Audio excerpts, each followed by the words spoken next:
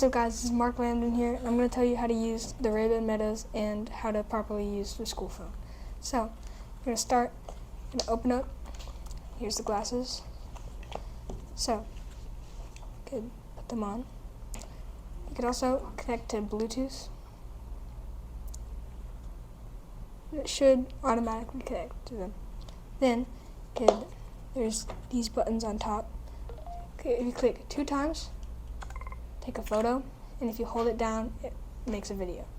Then for the volume, you could also slide to turn it up and down. And then there's also an app on the school phone which pretty much lets you see all the photos. And for the password for the phone, you could also ask Mr. Baldwin whenever you need to use it.